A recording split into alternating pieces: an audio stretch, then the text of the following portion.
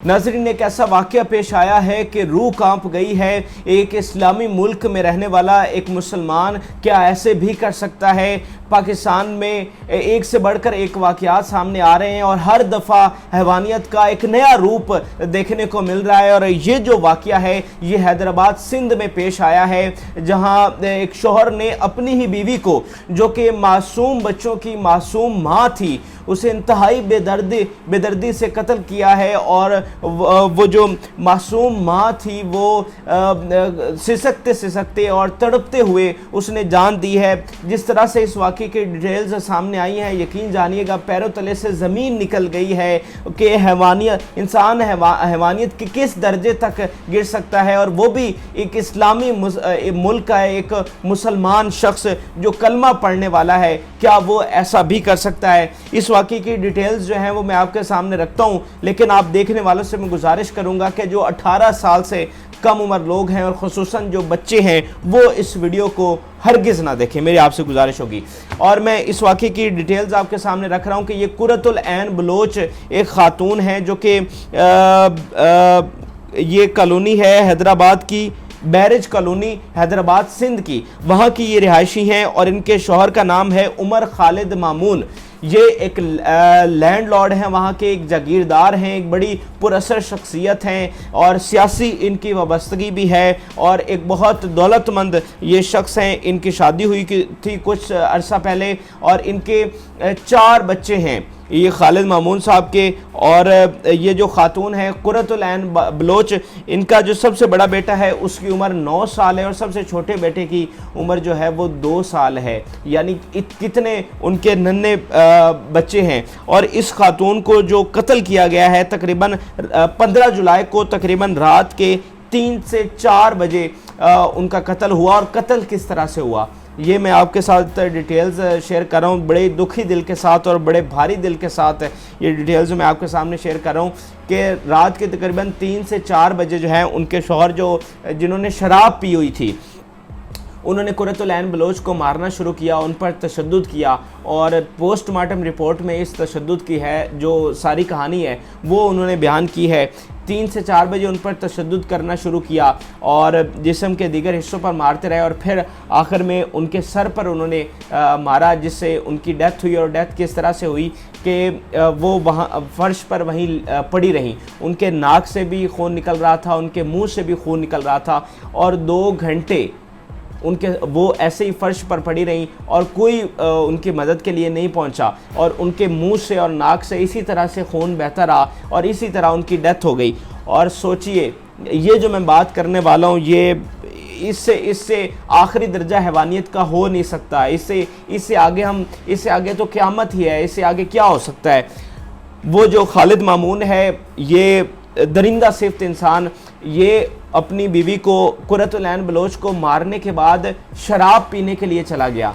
ये अपनी गाड़ी में गया जहाँ पर ये 2 घंटे शराब पीता रहा। और इसकी जो बीवी है, जो मासूम माँ भी है कुर्रतुल ऐन बलोच, वो 2 घंटे फर्श पर पड़ी रही, तड़पती रही, उसके मुंह से खून बह रहा था, उसके नाक से खून निकल रहा था और उसका सर भी फटा हुआ था, वहाँ से भी खून निकल रहा था। और पोस्टमार्टम रिपोर्ट ने बताया कि जिस्म के जो पूरा जिस्म है उन सुर्ख निशान पड़े हुए हैं और रीढ़ की हड्डी उनकी टूट चुकी है और ये जो गर्दन है ये सारी लाल हो चुकी है और पूरे जिस्म पर निशान है और उनकी बॉडी जो है वो पूरी खून से भरी हुई थी। ये पोस्टमार्टम रिपोर्ट जो है वो सामने आई है और उसमें उन्होंने इससे भी और ज़्यादा डिटेल्स दी हैं जो मैं आपके साथ शेयर नहीं करूँगा। और इस तरह वो जो खालिद मामून है 2 घंटे शराब पीता रहा, कुर्रतुल ऐन बलोच जो हैं वो फर्श पर पड़ी तड़पती रहीं और फिर 2 घंटे बाद ये शख्स वापस आया है। इसकी बीवी मर चुकी थी, लेकिन इसकी चालाकी देखें कि ये कपड़े बदल कर ख़ुद उसको हॉस्पिटल लेकर गया है ताकि वो इसके मतलब कत्ल से बच सके और किसी और पर डाल सके।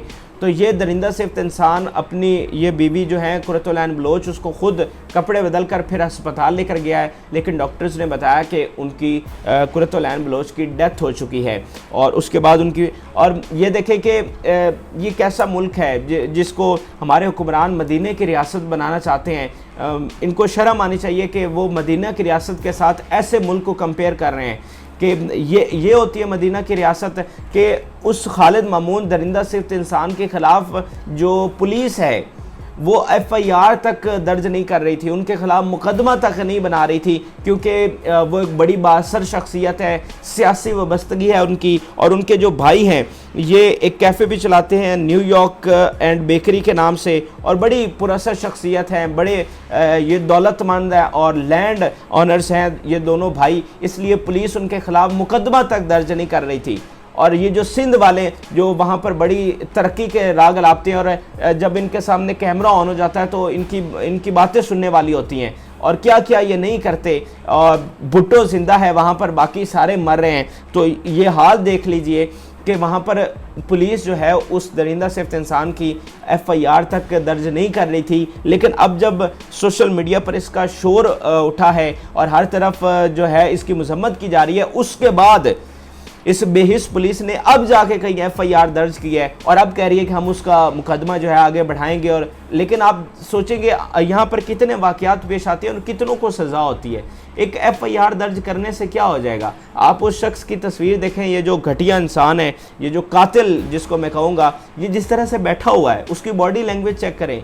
ऐसा लग रहा है कि वो बड़ा ईजी रिलैक्स बैठा हुआ है, क्योंकि उसे पता है कि होना कुछ नहीं है, क्योंकि ऐसे कई वाक़यात पेश आ चुके हैं। और यही लोग, इन्होंने कितनों के साथ पहले ये किया होगा, इनकी फैमिली ने कितनों के साथ किया होगा। और वहाँ पर सिंध में जो जागीरदाराना निज़ाम है, किस तरह से वहाँ पर लोगों पर जुल्म और सितम होते हैं, ये कहानियाँ जो हैं किसी ढकी छुपी नहीं है। और कुर्रतुल ऐन बलोच, आप उसकी तस्वीरें देखें, एक इंतहाई खूबसूरत और नफीस और पढ़ी लिखी खातून, MBA ग्रेजुएट थी वो, और इंतहाई नफीस खूबसूरत पढ़ी लिखी खातून, और 4 बच्चों की माँ, नन्हे मासूम बच्चे उसके, और उसको किस तरह से बेदर्दी से कत्ल किया गया अहद आज़र में। इससे बड़ा वाक़या तो मुझे कोई नज़र नहीं आता, इससे ज़्यादा हैवानियत की कोई मिसाल नहीं मिलती। लेकिन इतना खून सफ़ेद हो गया है, इतनी बेहिसी हो गई है कि लोग फिर भी सुनकर कोई इस पर रिएक्ट नहीं करते, हुकूमत इस पर रिएक्ट नहीं करती, कोई लॉज लेकर नहीं आए जाते। अब जो मैं बात कर रहा हूँ, शायद इस वक्त भी कोई कुर्रतुल ऐन बलोच, कोई हवा की बेटी इस वक्त भी जुल्म का निशाना बन रही होगी, इस वक्त भी किसी पर जुल्म ढाया जा रहा होगा, इस वक्त भी किसी के साथ रेप किया जा रहा होगा। और हमारी हुकूमत जो कि मदीना की रियासत के साथ ख़ुद को कंपेयर करती है, इसके लिए कुछ नहीं कर रही।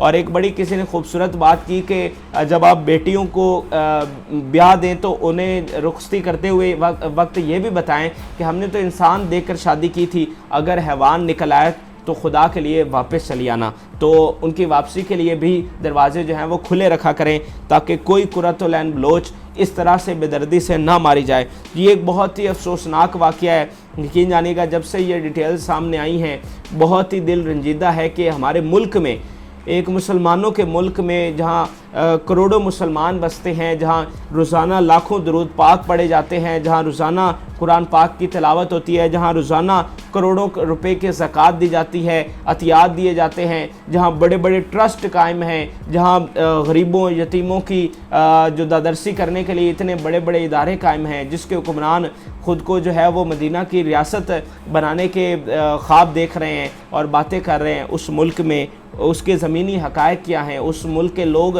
किस नहज पर पहुँच चुके हैं, अखलाकियात के किस आखिरी दर्जे पर पहुँच चुके हैं, हैवानियत के किस आखिरी दर्जे पर पहुँच चुके हैं। ये बहुत ही अफसोसनाक है। और इन सब का जो हिसाब है वो रोज़े महशर ही होना है, और वो बड़ा सख्त दिन होगा। अल्लाह माफ़ करे। और मैं आप सबसे गुजारिश करूँगा कि कुर्रतुल ऐन की जो इंसाफ के लिए, उनके जस्टिस के लिए ज़रूर जो है अपनी आवाज़ उठाएं, ताकि ऐसे दरिंदा सिफ्त लोगों को सज़ा हो सके और कुर्रतुल ऐन बलोच जो है उनको इंसाफ मिल सके। इजाज़त दीजिए, अल्लाह हाफ़िज़।